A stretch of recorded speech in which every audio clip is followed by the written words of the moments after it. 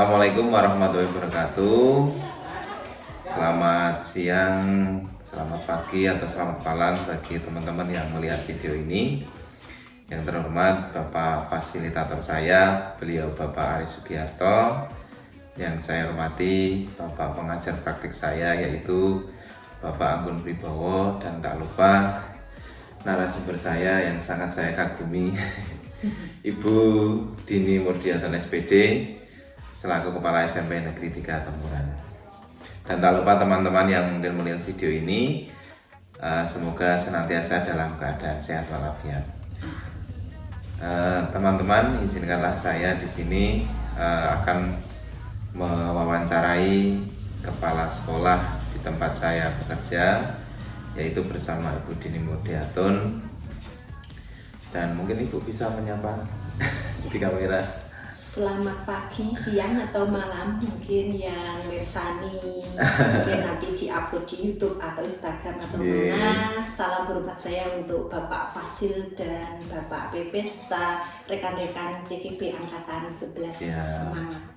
Terima kasih Bu Dini Murdianton. Bu, bagaimana kabarnya hari ini? Alhamdulillah, hari ini sedikit panas. Oh, sedikit panas. Hawanya memang Oh iya, panas. Meskipun kita berada di geografis yang agak tinggi dari biasanya, ya. Betul. Tapi cuacanya ternyata masih panas, teman-teman, di sini. Iya. Dan terima kasih Bapak Ibu sudah meluangkan waktu untuk saya, meskipun di sela-sela kesibukan Ibu, untuk berdiskusi dengan saya.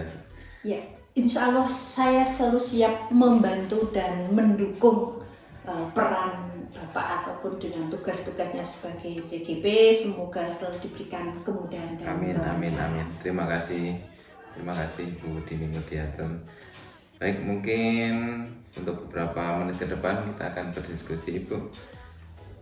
Izinkan saya nanti akan bertanya dalam beberapa pertanyaan yang mungkin bisa nanti Ibu jawab sejelas-jelasnya dan sejujur-jujurnya, selengkap-lengkapnya, Bu, ya. Tanpa ditutup-tutupinya. Begitu. Insya Allah. Yeah. Bisa kita mulai, Ibu, ya? Bisa. Terima kasih. Baik, Ibu, yang pertama, Ibu, tentunya Ibu Dini ini kan sudah berpengalaman menjadi kepala sekolah sudah beberapa waktu, ya, Bu, ya, di tempat kami ini. Bagaimana Ibu cara Ibu mengidentifikasi kasus-kasus yang merupakan dilema etika atau bujukan moral? Mungkin dari berdasarkan pengalaman Ibu sebelumnya di tempat bekerja atau bahkan sudah di sini menemukan kasus seperti itu, ya, Bu, ya? Iya, betul. Terima kasih, Pak. Sebenarnya kalau saya menjadi seorang kepala sekolah ya belum ada 2 tahun, tetapi ketika kita menemukan suatu masalah yang berupa mungkin dilema etika atau bujukan moral, atau kadang satu masalah itu bisa mengandung dua-duanya. Nah, kemudian saya akan berusaha untuk mengidentifikasi terlebih dahulu. Nah, kasus itu mungkin bisa dua-duanya atau bisa salah satu. Nah, yang pertama kita harus mencari tahu dasarnya itu. Dasar dari permasalahannya. Nah, permasalahan itu berkaitan dengan mungkin prinsip-prinsip keyakinan yang mungkin dianggap betul atau salah berdasarkan norma, budaya, ataupun agama atau tidak. Kemudian juga bersinggungan dengan nilai-nilai kebajikan atau tidak. Berarti dengan kita istilahnya mengkotak-kotakan terlebih dahulu, oh ini ternyata bujukan moral, ini dilema etika. Oh ternyata ketika saya memandang ternyata bisa masuk dua-duanya. Itu yang pertama. Kemudian yang kedua, saya juga akan mempertimbangkan prinsip-prinsip mana yang bertentangan ketika ada masalah tersebut. Nah, prinsipnya ini ternyata nilai kebajikan saja, misalnya kejujuran. Biasanya kalau kejujuran dengan apa, ya? Kejujuran itu ya bisa juga dengan jangka panjang atau jangka pendek. Betul. Karena efeknya bisa jangka pendek misalnya seperti itu. Bisa juga yang sering betul-betul saya alami selama di sini itu kaitannya dengan keadilan dan kasihan. Betul. Perhatian Iya. versus kasihan. Iya, itu yang benar-benar saya rasakan selama jadi kepala sekolah. Untuk bisa dilema etikanya, rasa kasihan dalam diri saya, kemudian juga keadilan bagi seluruhnya. Iya. Baik yang menyangkut pribadi maupun instansi sekolah kita ya Bu ya. Betul. Dan yang betul-betul yang sering saya rasakan adalah dilema etika bersama rekan-rekan Bapak Ibu guru tentunya. Iya, betul Dan sekali. ini merupakan suatu pengalaman yang luar biasa dan berbeda lah ketika dulu sebelumnya saya jadi guru, mungkin juga merasakan dilema, tetapi tidak seperti yang sekarang ini dirasakan. Betul-betul ya Allah, perasaan saya betul-betul merasakan sendiri. Iya. Ketika menjadi seorang pemimpin, kemudian ada seorang guru memiliki masalah seperti ini. Nah, disitulah betul-betul saya harus memilih keadilannya yang seperti apa. Betul. Dan juga rasa kepeduliannya seperti betul. apa. Jadi memang terkadang sebuah kasus itu ya mengandung dilema etika yang tentunya harus kita pecahkan dan jangan sampai salah mengambil keputusan. Bahkan keputusan yang sudah diambil pun belum tentu didukung atau adil untuk yang lain ya Bu ya. Betul. Nah, maka itu perlu adanya analisis dampak keputusan. Jadi ketika kita sudah mengambil sebuah keputusan seperti ini, kira-kira efeknya seperti apa? Atau mungkin jangka pendek seperti yang kita tadi, jangka pendek dan jangka panjang seperti apa? Sehingga kadang ketika ada yang memiliki masalah, saya belum tentu langsung mengambil keputusan sendiri. Iya, betul sekali. Maka mungkin di lain kesempatan saya meminta beberapa teman kita diskusi bersama dulu. Kemudian setelah kita mendapatkan suatu mungkin sebuah kesepakatan ataupun keputusan, kemudian kita juga diskusi bersama Bapak Ibu yang memiliki masalah tersebut. Sehingga kita tetap diskusi lagi dan lagi sampai mencari sebuah solusi yang terbaik. Harapannya semuanya bisa menerima dengan lapang dada. Artinya bisa saya simpulkan yang Ibu kedepankan atau utamakan itu adalah komunikasi positif, betul ya Bu ya? Iya, betul. Terima kasih Ibu. Pertanyaan berikutnya Bu Dini. Iya. Selama Ibu menjadi seorang kepala sekolah atau seorang pemimpin itu, bagaimana cara Ibu untuk menjalankan pengambilan keputusan di sekolah? Terutama yang hubungannya, terutama dalam kasus tersebut itu terdapat dua kepentingan yang sama-sama benar dan sama-sama mengandung nilai kebajikan. Seperti itu. Yang pertama tentunya kita istilahnya membandingkan. Ketika ada suatu dilema etika, ada dua hal yang bertentangan, maka tentu ada solusi-solusinya. Nah, dari berbagai solusi, dan solusi itu sebenarnya juga hasil kita komunikasi dengan Bapak atau Ibu yang memiliki masalah. Jadi ada solusinya, paling tidak misalnya minimal 2. Nah, kalau misalnya dari 2 hasil solusi atau mungkin kesepakatan bersama tadi, tentu akan dicari juga efeknya ketika misalnya ada alternatif A dan B. Nah, kalau yang A, ini efeknya seperti apa? Dampaknya seperti apa? Begitu juga dengan yang B. Nah, maka ketika kita mencari dampaknya antara A dan B, pilih yang paling minimal. Pilih yang minimal dari 2 solusi tersebut. Nah, itu nanti yang akan dipilih.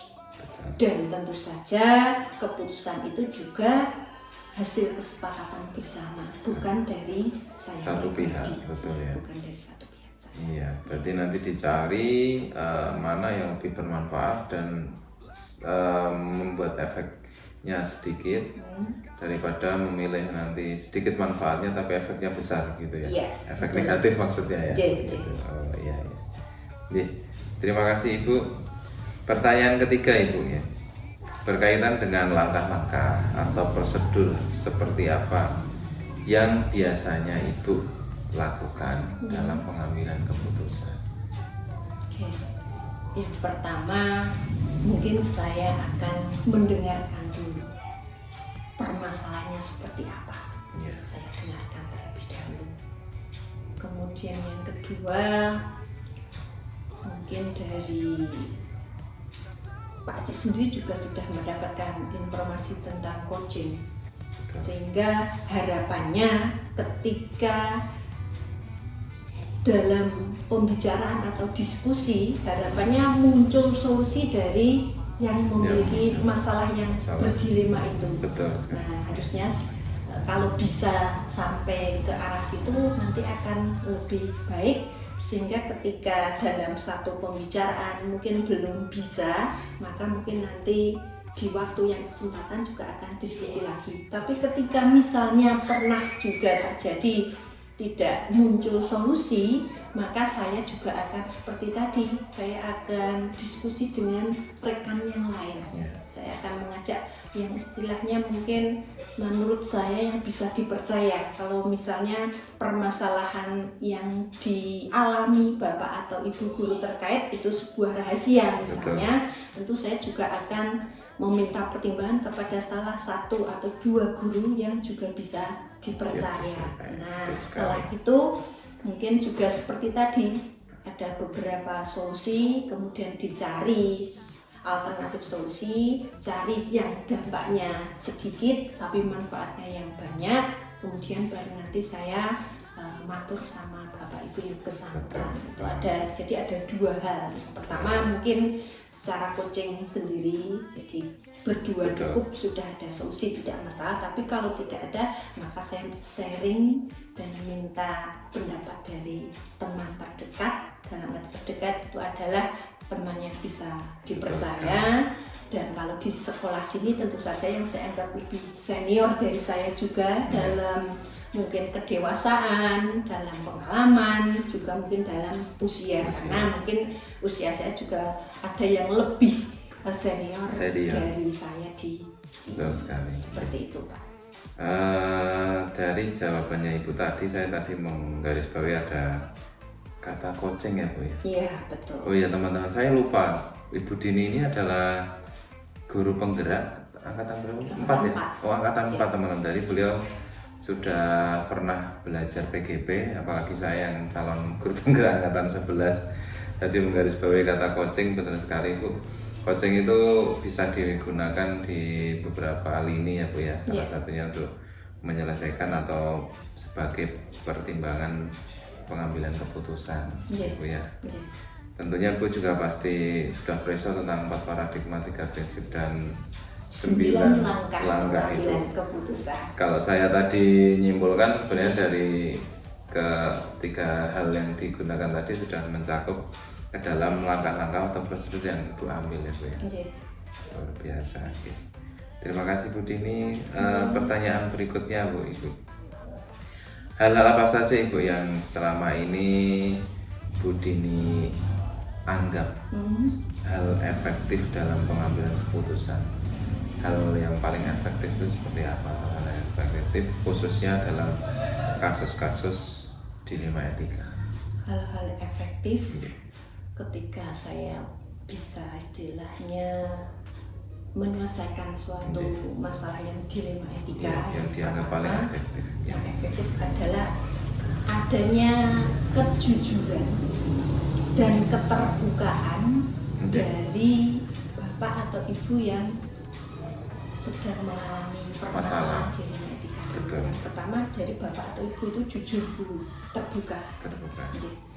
Kemudian yang kedua adalah komunikasi yang efektif. Jadi ada komunikasi yang efektif sehingga istilahnya tidak ada lagi namanya miskomunikasi. Jadi kadang ada teman guru yang mungkin pandangannya berbeda. Ataupun juga mungkin sulit untuk menjelaskan. Jadi ketika saya istilahnya kepengennya menjelaskan A, ternyata beliaunya penampannya jadi B atau malah sampai C. Nah ini yang menjadi sebuah istilahnya sebuah tantangan bagi saya. Jadi harapan saya sebenarnya seperti ini, ternyata penampannya beda. Itu karena memang setiap orang itu unik. Ya, betul Nah, sekali. beda. Mungkin penyampaian saya juga mungkin kurang sampai ke sasaran, maka untuk sampai ke sini pun saya masih minta tolong bantuan teman Iya. supaya ini loh kersane Budini seperti ini, Betul, harapan saya betul. seperti ini, sehingga ketika tersampaikan pesan saya tidak ada miskomunikasi, karena memang sebelumnya ada miskomunikasi, berarti oh ternyata mungkin saya sendiri juga harus banyak belajar lagi tentang komunikasi yang efektif. Nah, itu. Kemudian yang ketiga adalah saya juga harus mencari fakta-fakta. Dalam arti Fakta dari permasalahan itu. iya, Ya, Bu, ya? fakta dalam permasalahan. Karena tanpa fakta, kalau hanya mendengar si A seperti Betul. ini, ternyata kenyataannya berbeda, nah tentu akan solusinya juga berbeda. Maka saya juga mencari fakta. Dari mana saya mencari fakta? Biasanya orang yang terdekat. Iya. Nah, orang yang terdekat dari beliaunya, kemudian ternyata benar, maka nah, baru kita segera mencarikan strategi yang lain untuk bisa mencari solusi yang terbaik. Betul sekali. Iya, Bu.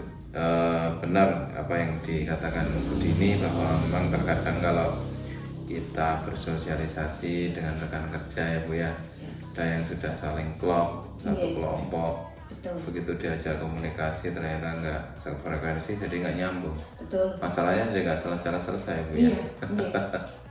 Gitu ya. Iya. Oke, terima kasih Bu Dini. Pertanyaan berikutnya Bu Dini. Hal apa saja Bu Dini yang selama panjenengan menjadi seorang kepala sekolah itu tantangan dalam pengambilan keputusan? Tentunya Ibu sebagai kepala sekolah dalam pengambilan keputusan itu tidak serta-merta jalannya melurus ya Bu ya. Iya, betul. Terdapat tantangan. Nah, tantangannya itu seperti apa saja Bu Dini? Mungkin Bu Dini bisa menjelaskan khususnya dalam dilema etika ini. Yang pertama tadi, pandangan orang berbeda. Oke, sudut pandang gitu ya. Sudut pandang, ya, sudut pandang orang itu berbeda-beda. Jadi ketika saya kacamatanya A, ternyata beliaunya B. Nah, jadi tidak sefrekuensi lagi. Nggih. Kemudian yang kedua, saya itu punya watak mudah atau gampang berperasaan. Perasaannya baper ya Bu kalau ya, bahasa sekarang. betul. Kemudian gampang baper, gampang kasihan. Nah, ini dia. Ini adalah tantangan tersendiri bagi saya, sehingga ketika kasihan saya muncul, kemudian nanti keadilannya di sekolah ini jadi kurang. Kemudian setelah perasaan muncul, keadilan saya ke semua teman-teman juga berbeda, sampai ke bawah perasaan itu sampai malam tidak bisa tidur. Tidak bisa terbawa. Okay. Kemudian ketika terbawa suasana, nanti sampai ke rumah itu juga ke bawah. Sampai mau ke sekolah, ketika kita punya masalah dengan si A, mau berangkat dari rumah itu jadi bagaimana itu rasanya. Jadi kalau tidak ada masalah akan semangat kita. Tapi ketika ada satu masalah, kemudian dilalah, bahasa wong Jawa niku dilalah.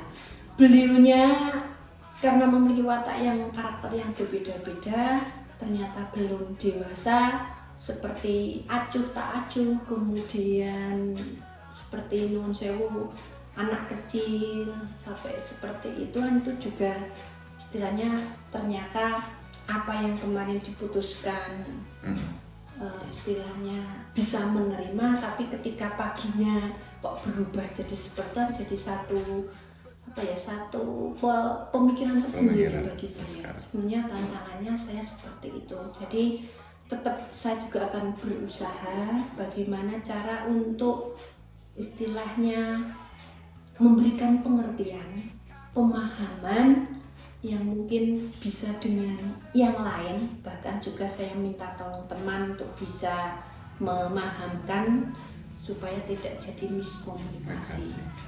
Ini pokoknya membulet-bulet seperti itu, karena memang perasaan. Betul sekali. Karena di sekolah ketika kita menjadi satu keluarga setiap hari bertemu, harapannya kita senang ketemu, bahagia tanpa ada satu masalah, tidak ada satu masalah, dicari solusi yang terbaik.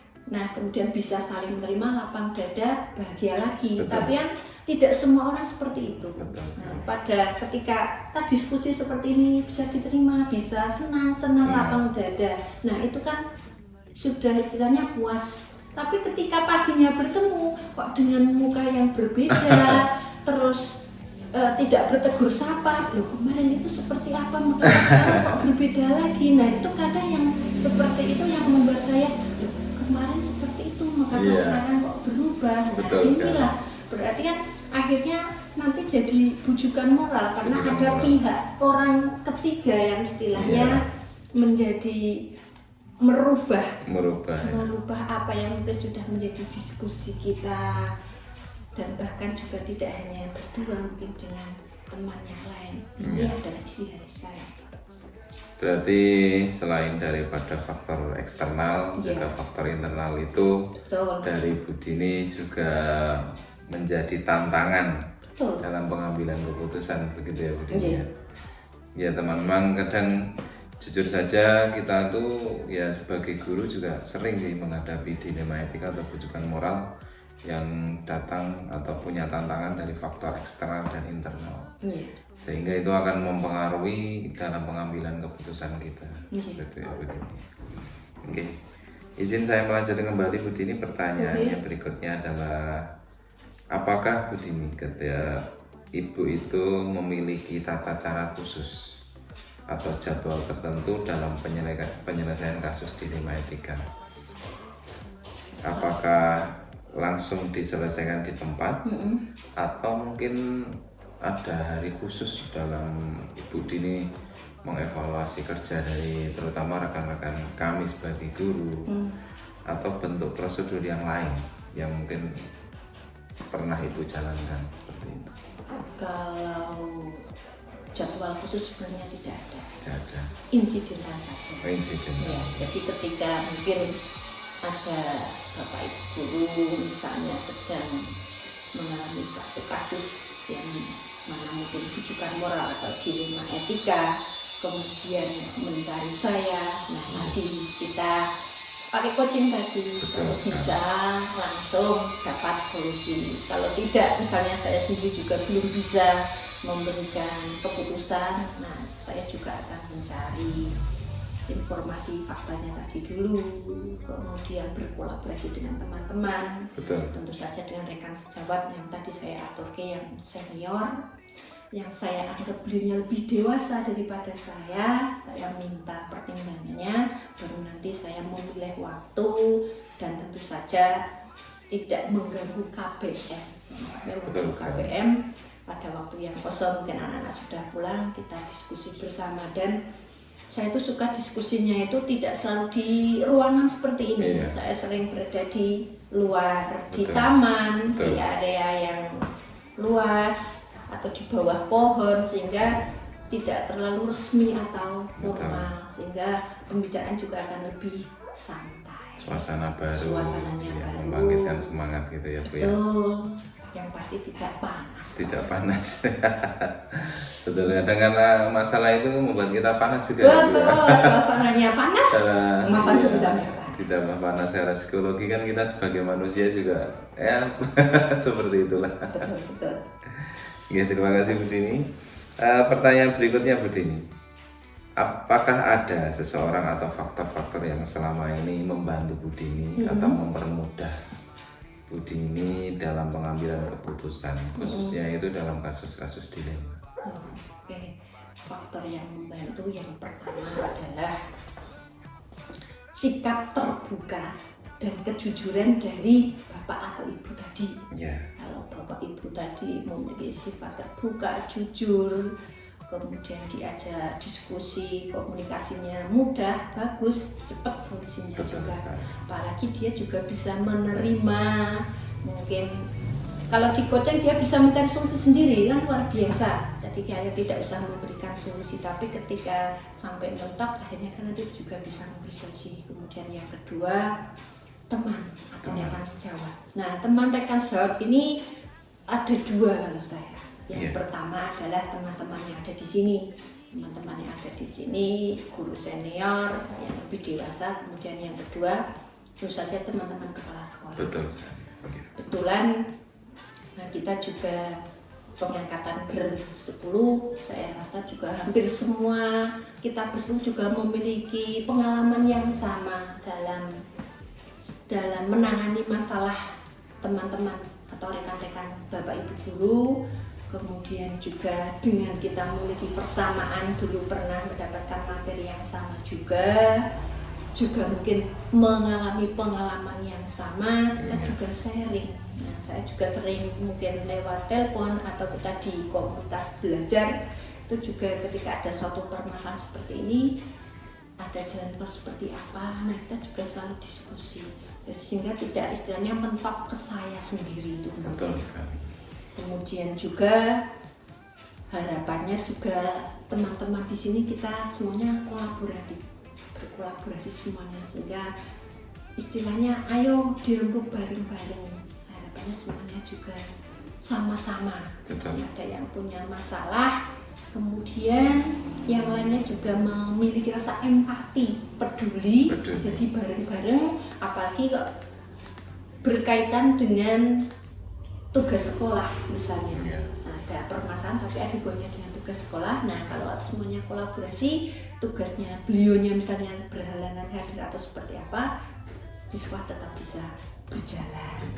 Kemudian harapannya ke depan juga nanti mungkin kita bisa buat kesepakatan bersama, sehingga di sekolah ini ada kekeluargaan yang luar biasa, ada kolaborasi yang apik, sehingga ketika ada satu masalah apapun yang mungkin menimpa salah satu teman atau rekan kita semuanya memiliki rasa empati, peduli, sehingga tidak mempengaruhi KBM di sekolah. Iya. Dan juga pendidikan di sini juga lancar, hubungan antar personnya juga baik-baik saja. Karena kadang ada yang bermasalah satu, kemudian yang ikut menangani si A, maka yang berhubungan yang memiliki masalah dengan si A menjadi iya, seperti itu. Nah, semoga nanti ke depan kesepakatan selalu kita jaga. Tentunya memang kita sebagai guru juga punya kesepakatan ya seperti itu tentunya. Tidak hanya murid tapi juga guru. Betul. Karena itu juga salah satu faktor yang memperlancar kita dalam mengajar dan bersosialisasi di sekolah. Gitu ya. Kita sudah di akhir pertanyaan Bu Dini. Banyak sekali pertanyaannya. Siap. Ini berkaitan dengan semua hal tadi Bu Dini yang sudah panjenengan sampaikan, sudah sampai jelaskan. Dan pelajaran apa Bu Dini yang bisa Bu Dini ambil selama Bu Dini itu mengambil keputusan, khususnya keputusan yang memang sangat-sangat berdilema etika itu tadi. Ini pakai 4P atau 4F? Semakin lengkap semakin bagus. Semakin lengkap semakin bagus. Ya, pengalamannya kalau 4P itu P yang pertama apa Pak? Peristiwa. Peristiwa ini tentu sangat amat berharga bagi saya. Dan mungkin Pak Aji bisa istilahnya mungkin nanti akan merasakan hal yang sama saya ketika nanti insya Allah jadi kepala sekolah. Di sini betul-betul saya merasa bahwa materi yang di PGP, kemudian saya jadi kepala sekolah, begini toh ketika saya merasakan ketika dilema etika, bujukan moral, istilahnya saling berkaitan ataupun salah satu ini yang betul-betul saya rasakan. Kemudian di sini sesuai teori tadi belajar mengaplikasikan, dan di sini memang betul-betul saya merasakan itu. Jadi ini adalah pengalaman yang luar biasa bagi saya untuk membentuk saya menjadi pribadi yang lebih dewasa, lebih lebih bagaimana ya Pak, sebagai seorang manusia tatarannya ketika ditambah tugasnya berarti tambah kewajibannya, mungkin tambah sabarnya, Betul tambah sekali. ngomongnya. Betul Nah sekali. ini adalah tambahan-tambahan, saya jadi belajar mungkin lebih dewasa lagi. Kemudian yang kedua mungkin perasaannya ya Pak. Perasaan saya es campur Pak, atau permen gulas ya. Oh, gulas. Gulas. Manis, Asam, asin, rame Betul. rasanya. Rame Itu rasanya. yang betul-betul saya rasakan. Ada bahagia kenapa? Ketika ada salah satu teman guru memiliki dilema etika, kemudian diajak diskusi dengan coaching, ternyata beliaunya bisa mencari solusi, ada kebahagiaan. Bagian kepuasan begitu. Kepuasan, Betul sekali. rasa manisnya, Betul. rasa kecutnya ketika kita tadi tidak satu frekuensi, kita tidak satu frekuensi, kemudian nuwun sewu, yang namanya watak manusia dengan satu yang lain kan berbeda. Betul. Dan mungkin dalam diri saya itu juga ada watak seperti anak kecilnya juga mungkin ada, tapi entah munculnya kapan kan tidak tahu. Nah ternyata ada salah satu teman kita itu yang masih memiliki watak seperti anak kecil, seperti tadi yang saya atur tadi, seperti curhat juga. Iya. Ya seperti itu juga kadang ya saya jadi rasa kecutnya seperti itu. Iya. Pahitnya ketika saya tidak diajak salaman.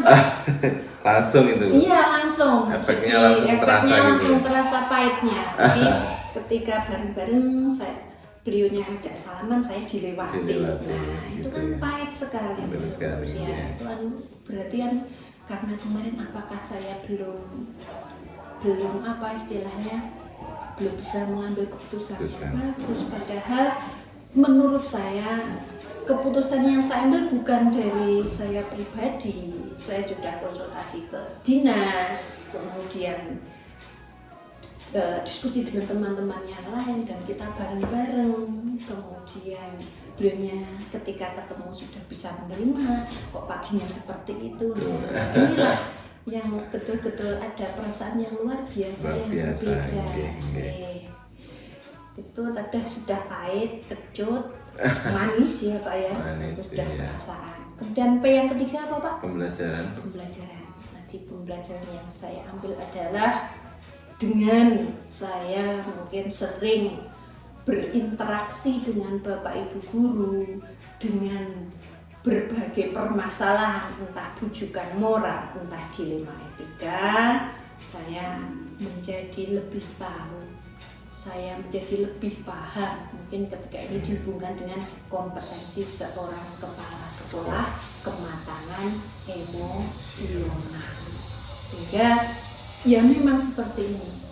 Jadi lahannya istilahnya sebagai seorang sosok kepala sekolah yang manajerial dan juga bisa ngomong sama berbeda.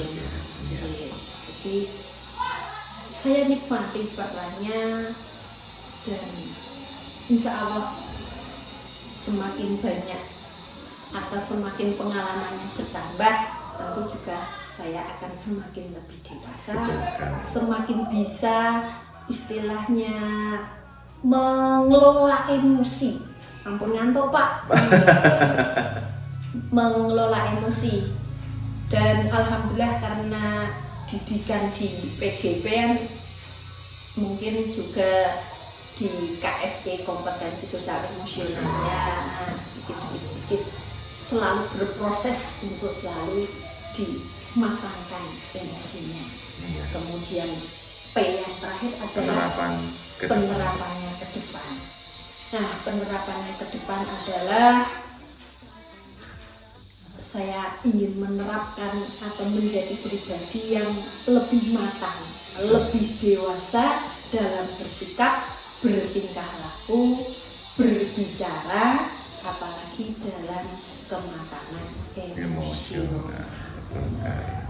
Ini saja Pak, 4P-nya sudah cukup. Siap, sudah menjawab semuanya Ibu. Oh sudah semua. Iya. Terima kasih. Iya, baik teman-teman dan Bapak Fasil beserta Bapak PP Demikian wawancara yang saya lakukan bersama Ibu Kepala Sekolah, Ibu Dini Murdiantun. Mohon maaf bila terdapat tutur kata dan tingkah laku yang kurang berkenan, khususnya pada Bu Dini dan teman-teman semuanya. Semoga video ini bermanfaat dan bisa melengkapi tugas saya dalam demonstrasi kontekstual modul 3.1. Terima kasih Bu Dini, saya mohon izin pamit dan saya akhiri. Assalamualaikum warahmatullahi wabarakatuh. Waalaikumsalam.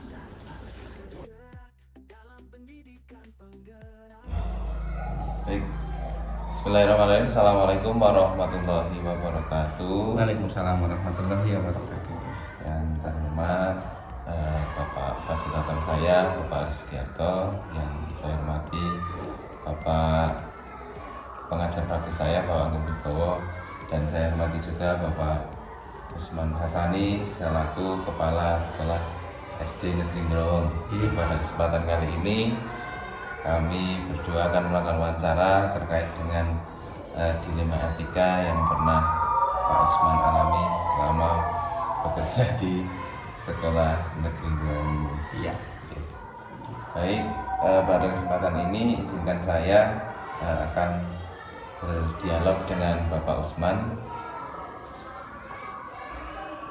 Bagaimana Bapak kabarnya hari ini? Alhamdulillah sehat Pak Haji. Sehat, Pak Haji bagaimana? Alhamdulillah sehat Pak. Ya, kalau Pak Fasil, Pak PP semuanya semoga sehat selalu ya. Terima kasih Pak Usman. Yang pertama juga saya mengucapkan terima kasih pada Pak Usman karena berkenan pada kesempatan yang baik ini meluangkan waktu untuk saya berdiskusi tentang dilema etika Pak. Sama-sama Pak Haji. Saya berniat untuk menimba ilmu pada Bapak yang sudah berpengalaman Bersama-sama. terutama Bapak sudah salah satu guru penggerak angkatan berapa Pak? Angkatan 4 saya. Angkatan 4 Iya. Padahal saya sudah baru angkatan 7 teman-teman, jadi beliau yang lebih senior. Sama saja. Bisa izin kita mulai ya Pak ya? Bisa, silakan. Yang pertama Bapak, selama Bapak menjadi seorang kepala sekolah Bapak, tentunya Bapak pernah mengalami atau pernah menemukan Iya. kasus-kasus yang hubungannya dengan dilema etika Bapak. Iya. Bagaimana Bapak Usman dalam mengidentifikasi kasus-kasus yang merupakan dilematika atau bujukan moral ini? Ya. Tentunya ini sangat krusial sekali ya Pak. Krusial, Bukan betul. pemikiran yang keras sekali. Monggo Bapak. Terima kasih Pak Haji. Kalau kita melihat permasalahan yang terjadi di setiap sekolah itu memang sangat kompleks ya dan Betul, bervariatif. Ada satu permasalahan yang saya temui dan ini lebih intens harus kita selesaikan, yaitu ketika salah seorang anak kami itu tidak pernah masuk sekolah. Tidak pernah masuk sekolah itu dikarenakan memang kondisi keluarga gitu ya. Dan kami merasa menjadi sebuah dilema ketika kami harus menaikkan anak ini di tingkat selanjutnya. Ini terjadi di kelas 2 Pak Haji. Kelas 2. Di kelas 2 tahun ajaran kemarin masih hangat ya. Apakah ini anak mau dinaikkan atau tidak? Terkait karena anak ini memang dalam satu semester yang kedua itu hampir tidak masuk sekolah. Tercatat di dalam buku data itu hanya satu kali masuk dalam pembelajaran. Baik. Berarti salah satu kasus dan masih hangat ya Pak ya? Iya. Baru kemarin bahwa ada anak kelas 2 di SD Negeri Growong yang ternyata tidak pernah masuk sekolah. Iya. Dan apakah Bapak sudah pernah bertemu langsung dengan anak tersebut? Iya, saya pernah menemui langsung. Yang pertama pasti saya konfirmasi dulu dengan bu gurunya. Ya, ada apa dengan si anak ini, siswi ini, karena mengapa tidak pernah masuk sekolah? Siswi ya Pak? Iya, anak perempuan ini siswi. Ya.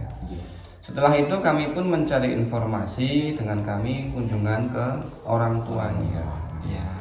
Hal yang terjadi memang di luar prediksi kami. Saya pikir masalah keluarga yang berhubungan dengan keluarga, misalkan ya sekarang memang anak-anak itu terkadang menjadi broken home karena orang tuanya terkadang punya masalah, hubungannya dengan hubungan kekeluargaan.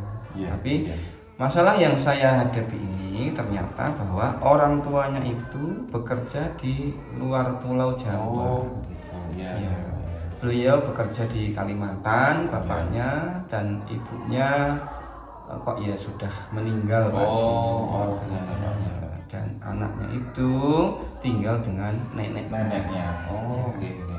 Karena mungkin kurang pengawasan dari nenek dan juga orang tuanya, sehingga anak itu cenderung tidak terfasilitasi, orang open betul ya. Iya, betul. Ya, sehingga terjadilah hal-hal seperti itu. Iya. Anak jadi tidak punya semangat untuk sekolah, sudah sampai 5 bulan tidak 5 bulan. Iya, 90% tidak ikut pelajaran. Ya, itu hal yang sangat kompleks Iya. terjadi di situ. Sebenarnya ya Pak ya, si anak ini ya eman-eman gitu ya Pak. Iya, Supaya sangat. dia korban masalah rumah tangga begitu ya. Betul. Iya. Ya. Iya Bapak.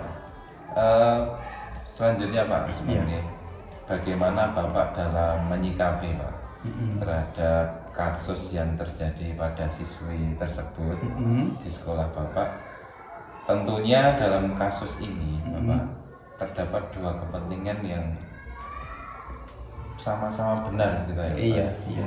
Ketika Bapak mungkin harus menaikkan anak ini ke tingkat selanjutnya atau bahkan bagaimana anak ini untuk seperti itu. Iya. Mungkin Bapak bisa menjelaskan bagaimana cara menjalankan pengambilan keputusan tersebut. Iya. Sebelum kami mengambil keputusan, yang pasti Pak Haji, kita harus koordinasi dulu dengan berbagai pihak yang terlibat ya. Yaitu satu dengan gurunya, dua dengan orang tuanya, dalam hal ini adalah neneknya. Meskipun kami juga menghubungi kepada orang tuanya itu, kami mencoba mencari informasi, nomor telepon sudah kami dapatkan, kemudian kami hubungi. Nah, selain itu juga kami mencari informasi ke warga sekitar, bagaimana sih kondisi keluarga itu dilihat dari di tingkat desanya dia. Betul. Saya tanya ke Pak Kadusnya, Pak Kadusnya.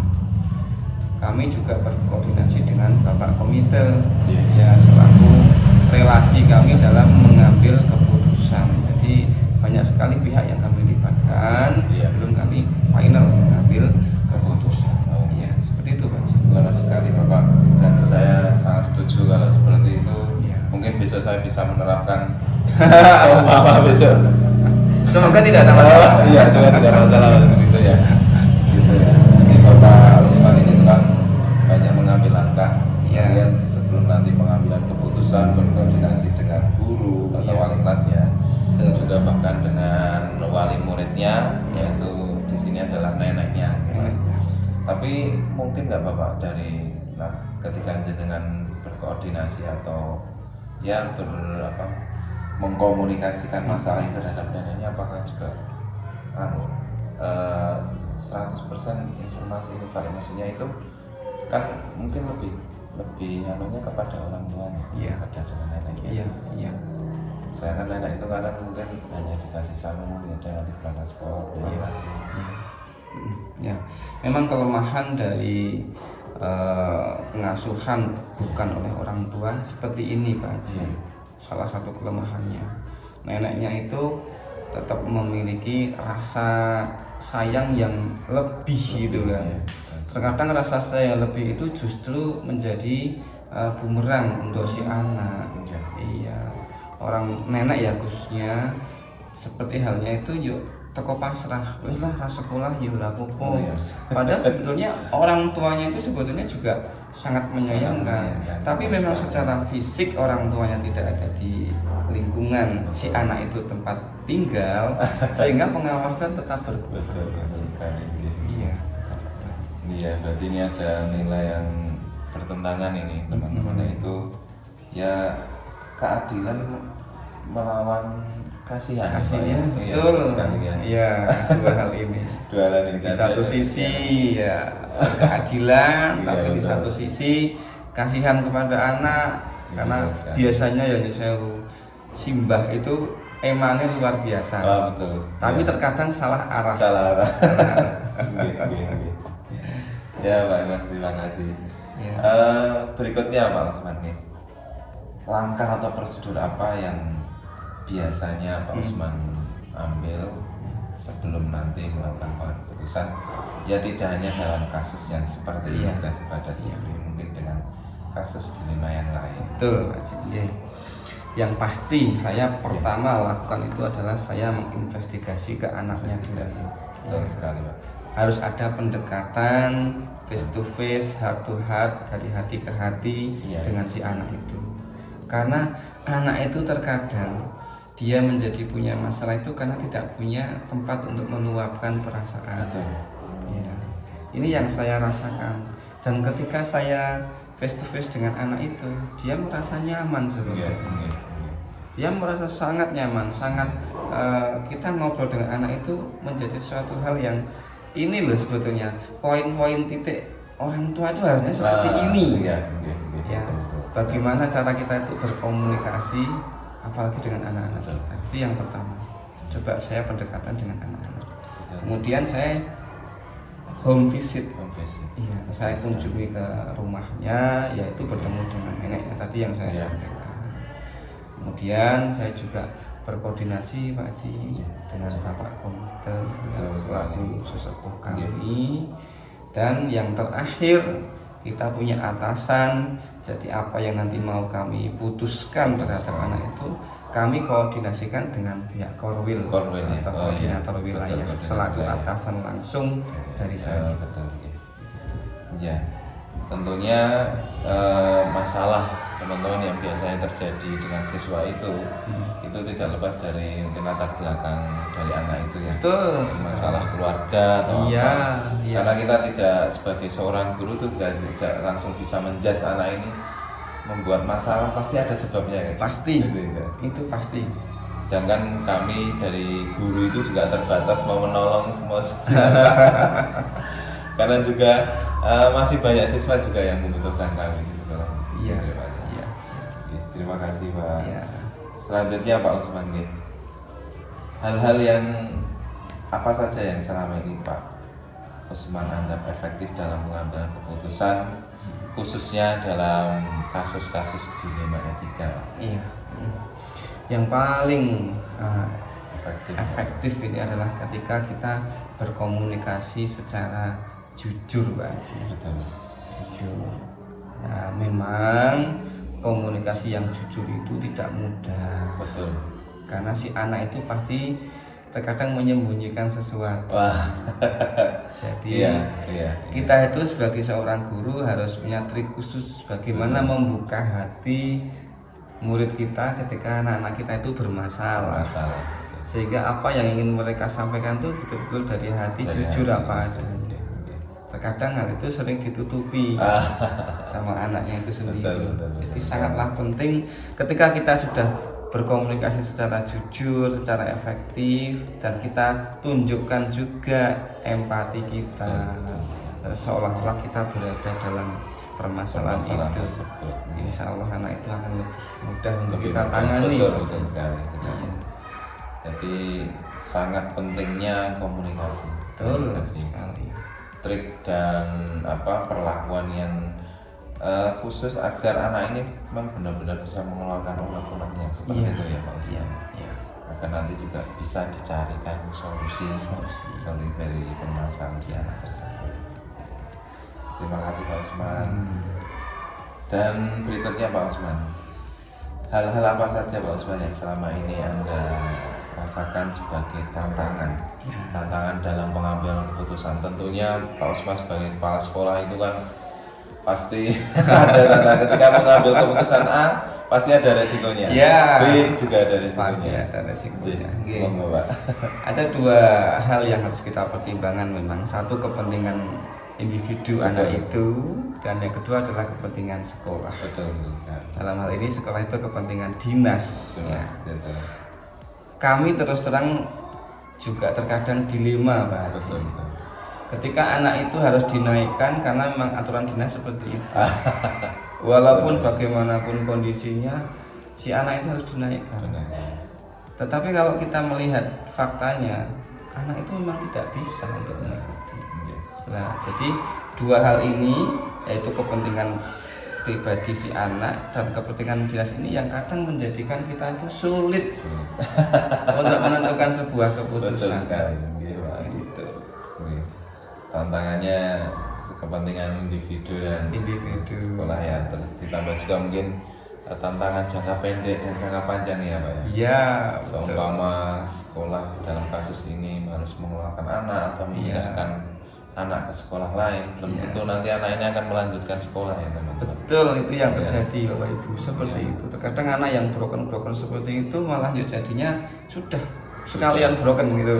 Betul. Dan tidak melanjutkan sekolah. Yang sangat-sangat kami khawatir adalah menjadi ATS ya Pak ya. Iya. Anak tidak sekolah. Iya, betul.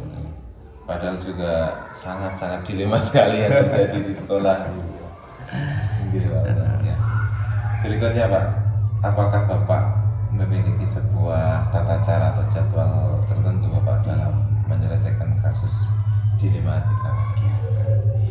Kalau jadwal baku sekolah tidak ada Pak Haji, tidak punya. Kami melangkah menyelesaikan masalah itu ya ketika terjadi permasalahan, dan prinsip dari kami itu lebih cepat lebih baik. Ya, apalagi berhubungan dengan psikis anak. Hal-hal seperti itu harus segera ditangani. Ketika toh anak itu endingnya solusi terakhir itu harus pindah sekolah, itu akan lebih baik daripada si anak sampai putus sekolah. Betul. Jadi prinsipnya kami prinsip lebih cepat mengambil keputusan itu lebih baik. Agar jika tidak terlalu lama, karena juga non saya kadang masalahnya satu, di belakang masih ada masalah lagi ya. Gitu ya, yang belum terselesaikan. Artinya juga masih ada pekerjaan lain gitu. Iya, karena kompleksitas masalah di sekolah itu sangat banyak. Ya. Itu baru berhubungan dengan sosial ya. Belum yang berhubungan dengan kognitif anak-anak itu. Luar biasa gitu. tantangan kita. Betul. Terus saya lanjutkan, kemudian adakah Pak Usman seseorang atau faktor-faktor yang selama ini membantu Bapak dalam pengambilan keputusan dilematika? Ya, kami tentunya tidak bisa untuk melangkah sendiri Pak Haji. Secara pribadi tidak mungkin. Minimal kami membutuhkan koordinasi atau bantuan dari teman guru gitu kan, dari teman guru sebagai sumber informasi yang pertama kali. Kemudian yang kedua, informasi yang kedua adalah dari orang tua. Orang tua harus kita libatkan. Ini yang sangat dikhawatirkan sekarang karena orang tua itu jarang untuk mau terlibat dengan permasalahan yang dihadapi oleh anak di sekolah. Coro Jawane itu wong tua pasrah bongkokan. Apapun yang terjadi di sekolah itu diserahkan sepenuhnya kepada guru. Ini statement yang kurang tepat seperti itu. Sudah dengan guru, dengan orang tua, kemudian dengan lingkungan. Kita juga koordinasi dengan Bapak Komite sekolah. Dan yang terakhir nanti kami koordinasikan untuk mengambil keputusan itu dengan Bapak Korwil selaku atasan langsung kita. Berarti rekan-rekan, banyak sekali rekan-rekan yang dilibatkan dalam pengambilan keputusan yang pernah Pak Usman ambil begitu ya Pak, dari rekan guru, orang tua, juga lingkungan sekitar, karena kita harus tahu dulu informasi yang valid begitu ya Pak. Betul. Sebelum nanti mengambil keputusan agar tidak salah gitu. Tapi tentunya kadang sudah valid, sudah diambil keputusan, kadang juga masih ada hal yang masih mengganjal ya. Tapi itu umum kayaknya teman-teman ya. Kita menyadari bahwa yang namanya keputusan tidak mungkin untuk bisa memuaskan semua pihak. Betul sekali. Tidak mungkin. Tapi minimal kita ambil jalan yang terbaik. Betul sekali. Sudah melalui prosedur sesuai dengan aturan administrasi dan praktiknya di lapangan. Berikutnya Bapak, ini pertanyaan terakhir. Dari semua yang telah disampaikan Bapak, kira-kira Bapak dari pengalaman Pak Usman sendiri itu dalam mengambil keputusan itu seperti apa Pak? Pelajaran yang mungkin Bapak ambil. Baiklah, Bapak Ibu dan seluruh pengajar ya di pelosok Nusantara. Ketika kita menghadapi suatu permasalahan khususnya dengan anak-anak kita, yang harus kita kedepankan adalah keberpihakan kita kepada siswa-siswi. Kita harus mengetahui betul kondisi baik secara psikis anak-anak ataupun fisik anak-anak juga. Jadinya kepentingan anaklah yang kita kedepankan. Ya. Karena kalau kita mengedepankan kepentingan kita sebagai pendidik, terkadang tidak berpihak kepada anak. Ya. Anaknya memiliki keinginan seperti ini. Selama keinginan anak itu tidak keluar dari prosedur kita sebagai ya pengajar, karena yang namanya pengajar bukan hanya kita, guru lain pun juga berhak mengajar anak itu. Jadi ketika anak itu lebih baik dipindahkan dalam hal ini ya, dalam kasus yang saya hadapi ini, lebih baik anak pindahkan, karena dengan kepindahan anak itu dia akan lebih terkondisikan di sekolah yang lain, dengan catatan ini karena lebih dekat dengan rumahnya, dan yang pasti membangun kolaborasi antara guru, pihak sekolah dalam hal ini dengan orang tua ini menjadi sangat penting. Bapak Ibu guru jangan sampai meninggalkan orang tua. Maksudnya kita harus selalu berkomunikasi dengan orang tua. Terkadang yang menjadi keliput bahasa Jawa itu, kita koordinasi dengan orang tua hanya ketika ada masalah. Betul sekali. Hanya ketika ada masalah. Kita kita jarang untuk berantisipasi gitu ya. Oleh karena itu sering kita berkomunikasi dengan anak-anak. Minimal diadakan pertemuan wali murid setiap kelas. Jadi ketika ada permasalahan itu secara dini akan terdeteksi. Betul sekali. Jadi kita hanya istilahnya antisipasi, tidak harus problem solving gitu kan. Karena ini akan lebih terdeteksi lebih awal, itu akan lebih mudah penyelesaiannya. Gitu, Haji. Ya. Terima kasih Pak Usman, ini penjelasan ilmu yang bisa saya dapatkan tadi. Lebih baik itu mencegah gitu ya. Betul. Daripada mengobati gitu. Iya. Kesimpulannya kan seperti itu ya. Jadi daripada nanti ada kasus, mending dari awal kita sudah komunikasi efektif dengan orang tua, ya kan, dengan warga sekitar. Jadi kita tahu sebenarnya apa sih yang diinginkan anak. Dan sekali lagi Pak Usman tadi berpesan pada kita untuk pengambilan keputusan itu berpihak pada anak atau berpihak pada murid. Karena kita sebagai seorang guru, tugas kita adalah mendidik Betul, dan mengajar. Kita mengingat salah satu prinsip yang disampaikan oleh Ki Hajar Dewantoro, bahwa kita sebagai pendidik itu diharapkan menghamba kepada anak. Menghamba kepada anak itu jangan kita salah tafsirkan, bukan berarti kita itu menjadi budaknya anak kita, tetapi kita berusaha melayani kebutuhan anak, baik sisi kognitifnya, sisi psikisnya, karena ini sangat-sangat penting. Betul sekali. Ya, itu Pak Haji yang bisa saya sampaikan. Terima kasih Pak Usman, luar biasa sekali dari ilmu yang panjenengan berikan kepada saya khususnya, dan mungkin dengan para pemirsa yang di luar sana juga bisa mengambil hal positif dalam mengambil keputusan gitu. Dan sekali lagi saya mengucapkan terima kasih atas waktunya Pak Usman. Sama-sama Pak Haji. Selaku kesibukan jenengan masih kerso ngeluangkan waktu untuk saya wawancara. Baik Pak Haji. Sekali lagi ini Pak Usman Hasani dari SD Negeri Growong, Kecamatan Tempuran, Kabupaten Magelang. Kebetulan sekolahnya itu tidak jauh dari SMP tempat saya bekerja, teman-teman. Hanya naik turun gitulah. Jadi kami alhamdulillah sering berkomunikasi dan terutama berkoordinasi anak-anak yang tinggal di sini. Hingga salah satunya pencegahan kalau terjadi masalah sosial. Terima kasih teman-teman, dan akhirnya kita pada titik penghujung penutup. Mohon maaf Pak Usman bila mana ada tutur kata saya yang salah pada panjenengan selama kita berdiskusi dan berwawancara. Sama-sama Pak Haji, semoga bermanfaat ya untuk Pak Haji dan teman-teman semuanya. Siap. Terima kasih Pak. Saya akhiri. Assalamualaikum warahmatullahi wabarakatuh. Waalaikumsalam warahmatullahi wabarakatuh. Terima kasih. Guru penggerak